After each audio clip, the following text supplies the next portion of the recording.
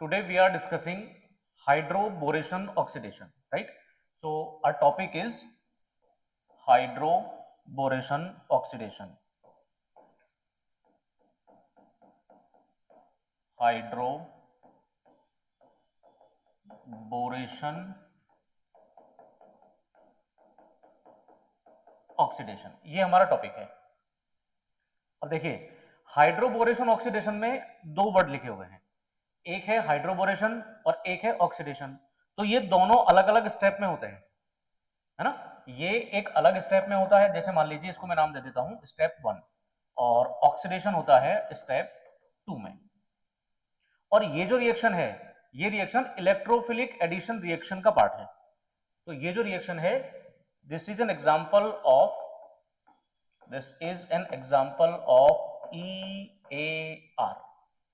और आपको ये पता होगा कि जो EAR होती है, जो इलेक्ट्रोफिलिक एडिशन रिएक्शन होती है, ये इलेक्ट्रोफिलिक एडिशन रिएक्शन एल्कीन और एल्काइन, इसका कैरेक्टरिस्टिक रिएक्शन होता है ना। तो EAR के बारे में ये चीज आपको पता होगी, आई नो, कि this is characteristic reaction of alkene and alkyne. Alkene और एल्काइन का कैरेक्टरिस्टिक रिएक्शन है। अब करते क्या है, ये जो फर्स्ट स्टेप है हाइड्रोबोरेशन, इस हाइड्रोबोरेशन में भी दो चीजें हैं। हाइड्रोबोरेशन में दो वर्ड आपको दिख रहे होंगे, एक हाइड्रो है, एक बोरेशन है। हाइड्रो का मतलब होता है, या इस पूरी रिएक्शन में क्या करते हैं, जो दो वर्ड का मतलब है, हाइड्रोजन और बोरोन डेरिवेटिव, इन दोनों को ऐड करते हैं हम। किसमें ऐड करते हैं? एल्कीन में। तो यहां इस हाइड्रोबोरेशन में क्या होगा, एडिशन ऑफ, इसमें होगा addition of hydrogen and boron derivative, right. इसमें होगा बोरोन डेरिवेटिव और हाइड्रोजन दोनों का एडिशन। किसमें होगा? एल्कीन में और एल्काइन में। हम दोनों को अलग अलग देखेंगे कि एल्कीन में करने से क्या बनता है, एल्काइन में करने से क्या बनता है, वो चीजें अलग अलग देखी जाएंगी। नाउ अब ये जो एडिशन होगा बोरोन डेरिवेटिव का और हाइड्रोजन का, ये होगा एक से ही। इसके लिए जो रिएजेंट या अटैकिंग रिएजेंट हम इस्तेमाल करते हैं, वो अटैकिंग रिएजेंट एक ही यूज करते हैं, और वो अटैकिंग रिएजेंट हम यूज करते हैं BH3। अटैकिंग रिएजेंट यूज करते हैं BH3। लेकिन BH3 के साथ प्रॉब्लम है एक। क्या प्रॉब्लम है? देखिए, BH3 क्या है, हाईली अनस्टेबल है या हाईली रिएक्टिव, ऐसा कह दो। It is highly reactive, it is highly reactive. ये टॉक्सिक एलिमेंट होता है, हाईली रिएक्टिव एलिमेंट है। अगर आपको दिख रहा हो तो BH3 इलेक्ट्रॉन डेफिशिएंट होता है। कैसे होता है? अगर इसका स्ट्रक्चर देखें तो ये आपको मिलेगा BHHH, राइट। अब जो बोरोन है, बोरोन के पास 5 इलेक्ट्रॉन होते हैं ग्राउंड स्टेट में। भाई बोरोन का एटॉमिक नंबर होता है 5। 5 का मतलब 1s2 2s2 2p1, 1s2 2s2 2p1। तो 1s में 2 इलेक्ट्रॉन आ गए हैं, 2s में 2 इलेक्ट्रॉन आ गए हैं, और 2p में 1 इलेक्ट्रॉन है। कहने का मतलब क्या हुआ कि बोरोन के पास 3 वैलेंसी बना लेने के बाद भी, ग्राउंड स्टेट में 3 वैलेंसी बनाता है, 2 और 1, इसके बाद भी इसके पास p ऑर्बिटल खाली है, और इस p ऑर्बिटल में ये इलेक्ट्रॉन एक्सेप्ट करता है। p में इलेक्ट्रॉन एक्सेप्ट करता है p ऑर्बिटल में। अब p ऑर्बिटल में इलेक्ट्रॉन एक्सेप्ट करने की वजह से इसको क्या कहेंगे, ये हो गया आपका इलेक्ट्रॉन एक्सेप्टर। ये हो गया इलेक्ट्रॉन एक्सेप्टर। और इलेक्ट्रॉन एक्सेप्टर को क्या कहते हैं? Electrophile, electron loving species. तो it is electrophile, it is electrophile. तो ये क्या करता है, अब इसके पास अगर इलेक्ट्रॉन की काउंटिंग की जाए 2 4 6, तो वैलेंस शेल में इसके पास टोटल इलेक्ट्रॉन हुए 6। ये 8 करना चाहेगा, और 8 करने के लिए ये किसी के साथ रिएक्शन में जाएगा स्टेबलाइज होने के लिए। तो जनरली आपको BH3 कभी भी अकेला नहीं मिलेगा, या तो ये मिलेगा डाइमराइजेशन में, BH3 प्लस BH3 ये बना देगा B2H6, ये डाइबोरेन में मिलेगा, या तो मिलेगा डाइबोरेन में। या फिर ये जो BH3 है, इस BH3 को रखते हैं हम टेट्राहाइड्रेशन फ्यूरान में, टेट्राहाइड्रेशन फ्यूरान। अब होगा क्या, इसके साथ जब इसको रखते हैं, अच्छा, टेट्राहाइड्रेशन फ्यूरान को बोलते हैं प्यार से THF, और ये जो THF है, ये पोलर एप्रोटिक सॉल्वेंट है, PAS है। ये क्या है? PAS। अब इसके साथ जब BH3 जाएगा तो ये इस तरह से आपको स्ट्रक्चर बना हुआ मिलेगा, ये आपको इस तरीके से स्ट्रक्चर बना हुआ मिलेगा।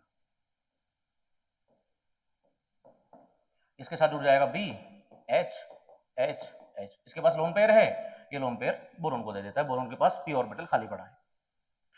तो मेरे कहने का मतलब सिर्फ ये है कि आपको BH3 अकेला नहीं मिलेगा, या तो वो कह देगा रिएक्शन करवाने के लिए B2H6, या आपसे कह देगा कि BH3 और THF के साथ रिएक्शन करवानी है। ये बात हुई। अब जब जो अटैकिंग रिएजेंट है वो अटैकिंग रिएजेंट आपको इस तरह से मिलेगा। ये फर्स्ट स्टेप की बात कर रहे हैं हम, जहां हाइड्रोबोरेशन होना है, जहां हाइड्रोजन का और बोरोन का एडिशन होना है एल्कीन और एल्काइन में, उसकी बात कर रहे हैं। अब देखिए, अगर मान लीजिए एक एग्जांपल से बात शुरू करें कि हम एक एल्कीन ले लेते हैं, मान लेते हैं कि आपने एक एल्कीन ले ली CH3CHCH2 और यहां आपने रिएक्शन कराई, सपोज करिए B2H6, या मैं BH3 ही लिख देता हूं, BH3 के साथ THF। ये तो फर्स्ट स्टेप की बात है। तो फर्स्ट स्टेप में कोई भी एक एलिमेंट बनेगा या कोई भी एक प्रोडक्ट बनेगा एक।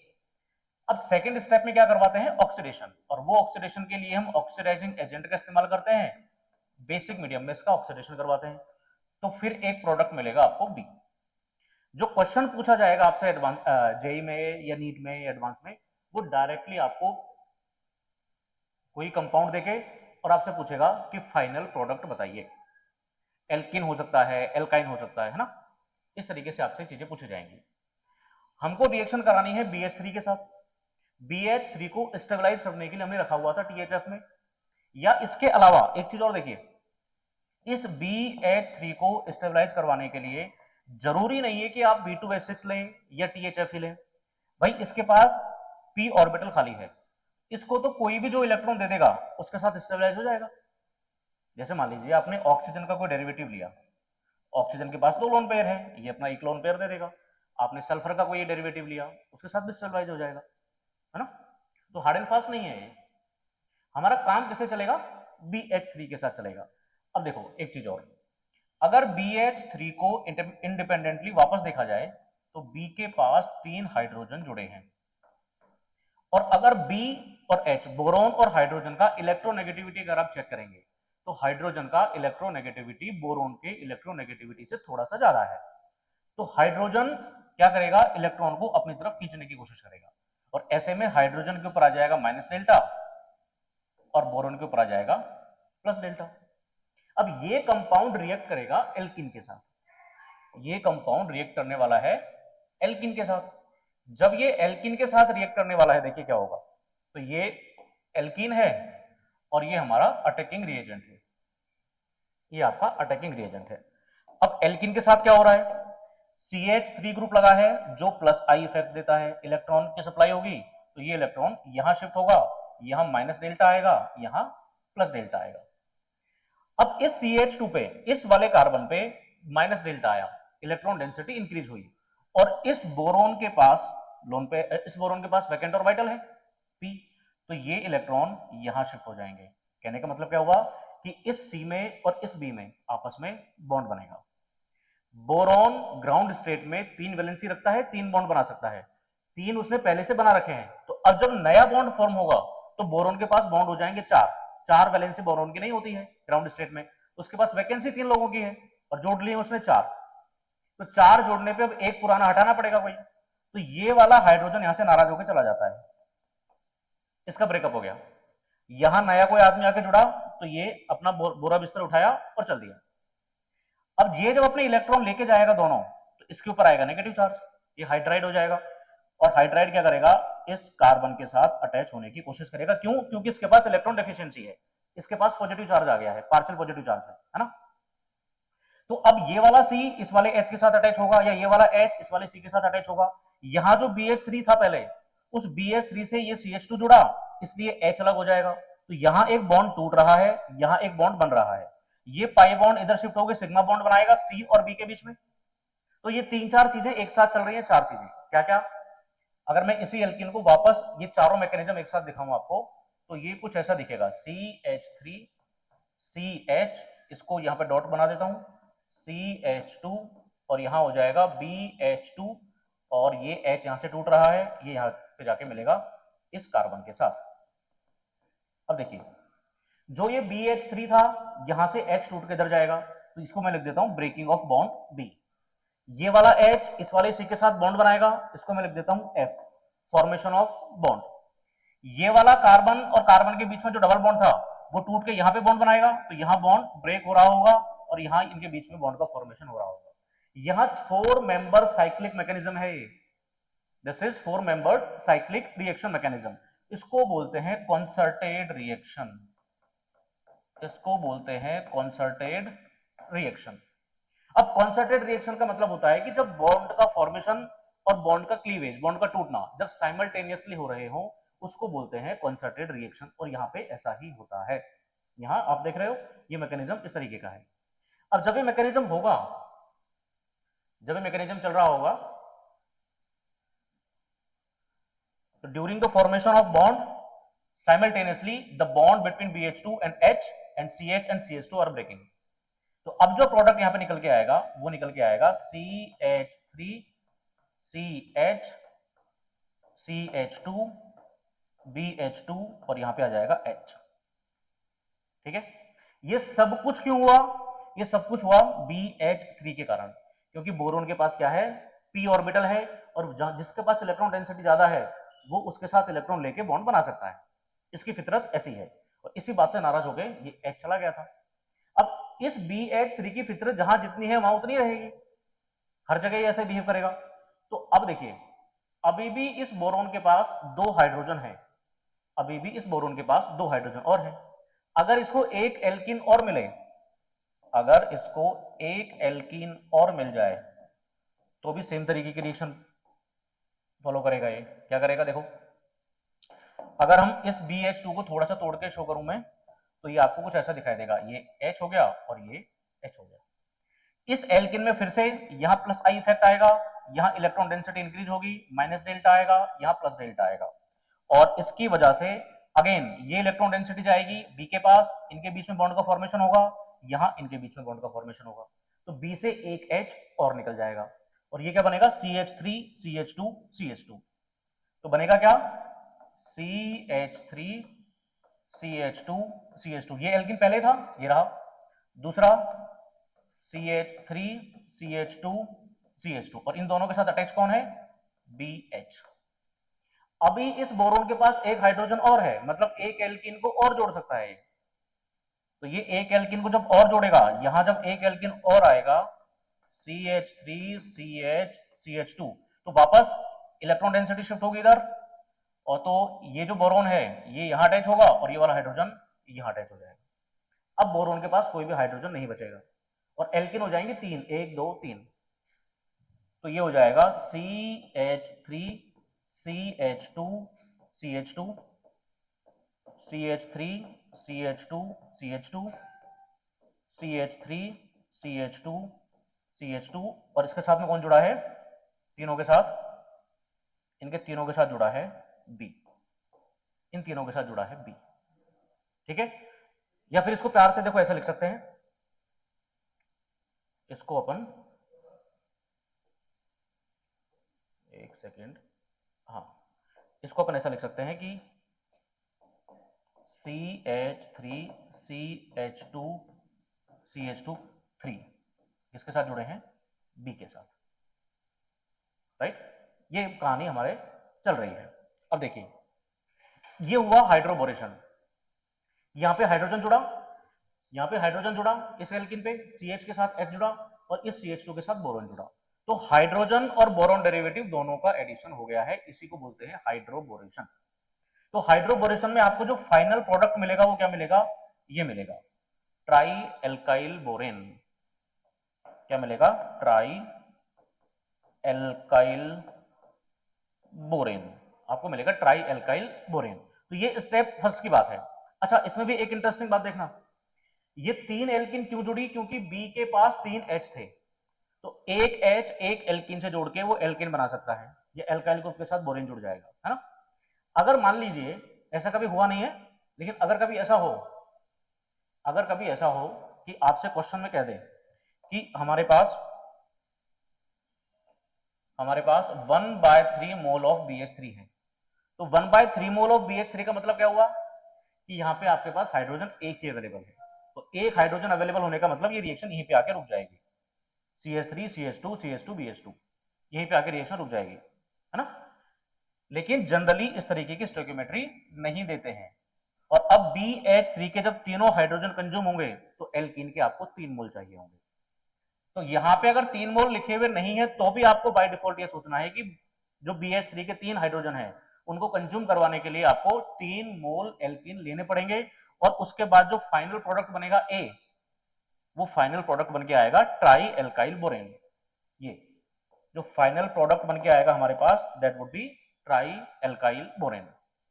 ये है स्टेप 1 ड्राई हाइड्रोबोरेशन, है ना। हाइड्रोबोरेशन ऑक्सीडेशन का पूरा नाम है BHO, जिसमें से BH का मतलब तो आपको समझ में आ गया, हाइड्रोबोरेशन, है ना। HBO, hydroboration oxidation HBO। तो हाइड्रोबोरेशन का मतलब एडिशन हो गया हाइड्रोजन का और बोरोन डेरिवेटिव का, जो आपने समझ लिया है। अब बचती है बात ऑक्सीडेशन की। अच्छा, ऑक्सीडेशन से पहले एक चीज और देखो, एक मजेदार बात और देखते हैं कि हमको ए जो प्रोडक्ट मिला वो ए प्रोडक्ट मिला था CH3 CH2 CH2 थ्राइस और साथ में B बोरोन। अगर इलेक्ट्रोनेगेटिविटी कंपेयर की जाए कार्बन की और बोरोन की, भाई बोरोन पहले आता है, उसके बाद कार्बन, उसके बाद नाइट्रोजन, उसके बाद ऑक्सीजन, उसके बाद फ्लोरीन। इलेक्ट्रोनेगेटिविटी फ्लोरीन का होता है 4, ऑक्सीजन का होता है 3.5, नाइट्रोजन का होता है 3, कार्बन का होता है 2.5, बोरोन का होता है 2। तो बोरोन का इलेक्ट्रोनेगेटिविटी कार्बन के इलेक्ट्रोनेगेटिविटी से कम है। अब यहां इलेक्ट्रॉन कौन खींच रहा होगा आपस में? कार्बन। तो कार्बन के ऊपर माइनस डेल्टा आ जाएगा और बोरोन के ऊपर प्लस डेल्टा आ जाएगा। तो जरूरी नहीं है कि हम इसको हाइड्रोबोरेशन के अलावा हम दूसरा को इस्तेमाल नहीं कर सकते हैं। इस ट्राई एल्काइल बोरेन का किया जा सकता है। जैसे इसको मान लीजिए हमने ए बोला था, ये इसको ऐसा कैसा रहने दीजिए, ये मैं इसको ए लिख देता हूं। चलो ए प्रोडक्ट पे आप मान लीजिए रिएक्शन करवा रहे हैं CH3COOH की। अब CH3COOH का रिएक्शन कराएंगे तो यहां बनेगा H प्लस और CH3COO माइनस। तो ये H प्लस कहां अटैक करेगा? इस पे, और बनेगा क्या? यहां बनेगा CH3CH2CH3। इसके भी कितने मोल लगेंगे? 3 मोल। इसके भी कितने मोल लगेंगे? 3 मोल, क्योंकि आपके पास ये ग्रुप कितने हैं? 3 हैं। और साथ में B के साथ चला जाएगा CH3COO, इसको बोलते हैं OAC। तो OAC3 चला जाएगा B के साथ। इससे कोई मतलब नहीं है खास, हमको इससे मतलब है। तो यहां क्या बना? यहां बना एल्केन।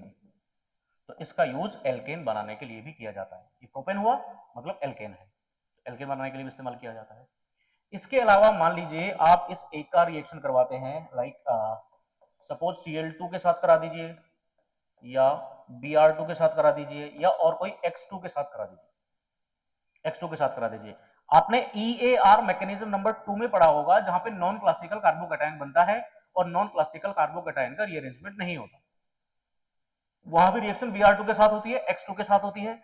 एक Br पॉजिटिव चला जाता है, एक Br नेगेटिव चला जाता है इलेक्ट्रॉन डेंसिटी लेने की वजह से, क्योंकि क्लोरीन Br इन सबके पास में वैकेंट ऑर्बिटल है और इसके पास नेगेटिव चार्ज है ना। तो ये रिएक्शन बनाएगा CH3 CH2 और CH2 के साथ जुड़ जाएगा। यहाँ पे क्लोरीन है तो Cl, ब्रोमीन है तो Br। इसके अलावा जैसे मान लीजिए आप रिएक्शन करवा रहे हैं, ए का रिएक्शन करवा रहे हैं सपोज NH2Cl के साथ। Cl का इलेक्ट्रोनेगेटिविटी ज्यादा है, माइनस आ जाएगा, इसके ऊपर प्लस आ जाएगा। और यहां कौन जुड़ेगा? प्लस, क्योंकि ये नेगेटिव वाला चार्ज था।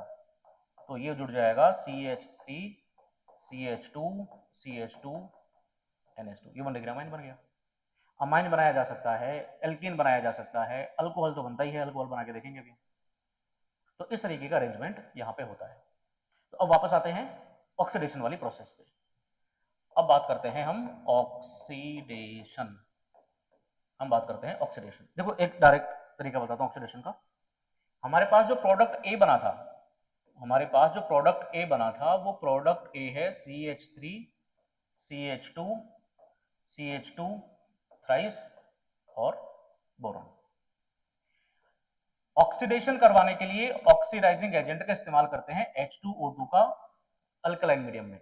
अगर आपको OH माइनस लिखा हुआ नहीं हो, कई बार ऐसा लिख देगा NaOH, इसका मतलब भी क्या है कि अल्कलाइन मीडियम है, तो यहाँ पे OH नहीं लिखेगा। ठीक है। H2O2 के साथ देखिए क्या होगा। H2O2 का मतलब OH और OH के बीच का बॉन्ड, ऑक्सीजन ऑक्सीजन दोनों के पास लोन पेयर है, लोन पेयर का रिपल्शन होगा, इसकी वजह से एक पे चला जाएगा नेगेटिव चार्ज, एक पे चला जाएगा पॉजिटिव चार्ज। अब यहाँ जो नेगेटिव चार्ज है इसके पास, बोरोन का इलेक्ट्रोनेगेटिविटी और कार्बन के इलेक्ट्रोनेगेटिविटी के डिफरेंस के कारण इस पे माइनस, इस पे पॉजिटिव चार्ज, तो ये जो पॉजिटिव है ये जाके जुड़ेगा इसके साथ, और बी किसके साथ चला जाएगा, OH के साथ। 3 एल्काइल ग्रुप है तो इसके भी 3 मोल चाहिए होंगे आपको, इसके भी 3 मोल चाहिए होंगे, और फाइनल जो प्रोडक्ट बन के आएगा वो क्या आएगा, CH3 CH2, और CH2 के साथ क्या जुड़ेगा, OH, और साथ में ये OH चला जाएगा B के साथ, तो BOH3। ये पूरा मैकेनिज्म हुआ किसका, हाइड्रोबोरेशन ऑक्सीडेशन का। फर्स्ट स्टेप में हाइड्रोजन और बोरोन डेरिवेटिव ऐड किया, सेकेंड स्टेप में हमने क्या ऐड किया, ऑक्सीडेशन करवाया ऑक्सीडाइजिंग एजेंट से, उसकी वजह से OH जुड़ा। और इसके पीछे हमने देखा कि अगर आप यहां रिएक्शन कराएंगे तो H जुड़ जाएगा, यहां रिएक्शन कराएंगे Cl ऐड हो जाएगा, ये रिएक्शन कराएंगे NH2 ऐड हो जाएगा। तो अब ये तो मैकेनिज्म वाला हिस्सा हुआ।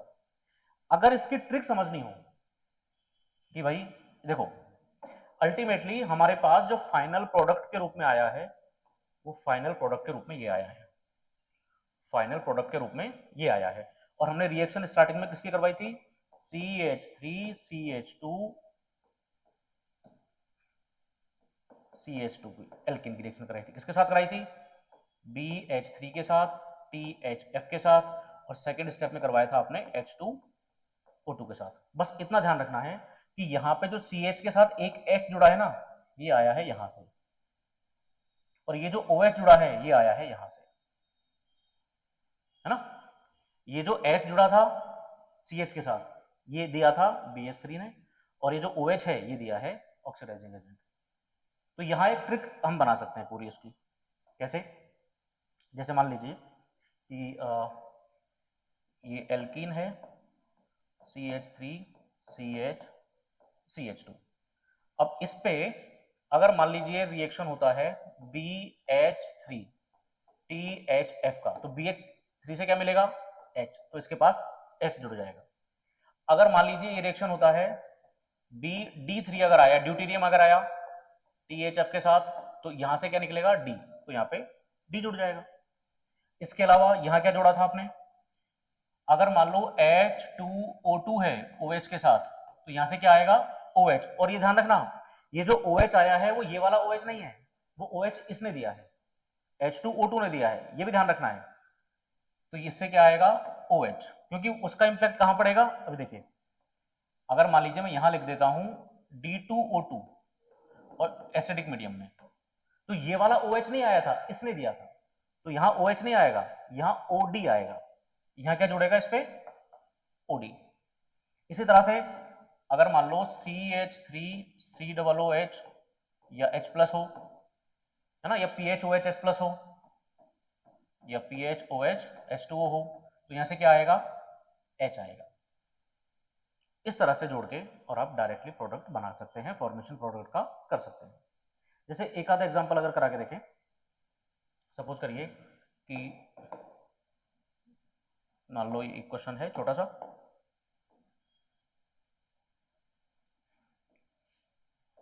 ये प्रोडक्ट है, ये क्वेश्चन है, इसमें मान लीजिए रिएक्शन करानी है आपको, पहले स्टेप में रिएक्शन कराना है BH3 THF के साथ, और सेकंड कराना है आपको H2O2 OH माइनस के साथ।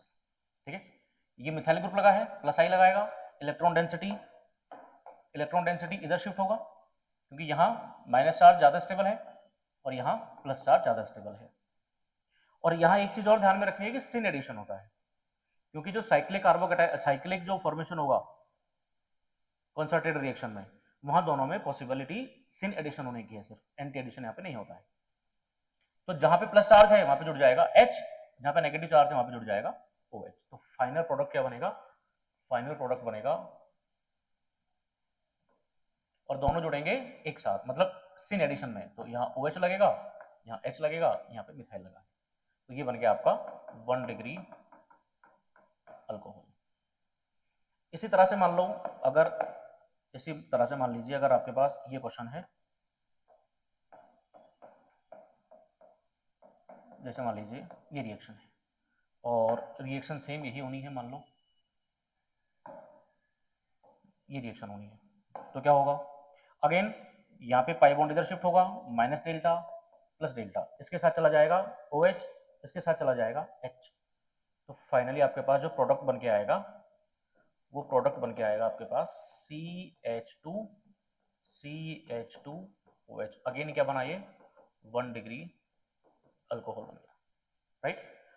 तो इस तरह से एल्कीन पे हाइड्रोबोरेशन रिएक्शन होती है, जिसमें हाइड्रोजन और बोरेन डेरिवेटिव जुड़ते हैं स्टेप 1 में, और उसके बाद में ऑक्सीडेशन होता है उसका स्टेप 2 में। आपसे क्वेश्चन जो पूछा जाएगा एग्जाम में वो फाइनल प्रोडक्ट पूछा जाएगा ऑक्सीडेशन होने के बाद, राइट। और ये इंपॉर्टेंट टॉपिक है, एक क्वेश्चन तो हर साल आता ही है जेई में, जेई में भी आता है, नीट में भी आता है, हर साल क्वेश्चन आता है। सो आई होप आपको ये चीजें समझ में आ गई होंगी। Thank you so much, have a good day.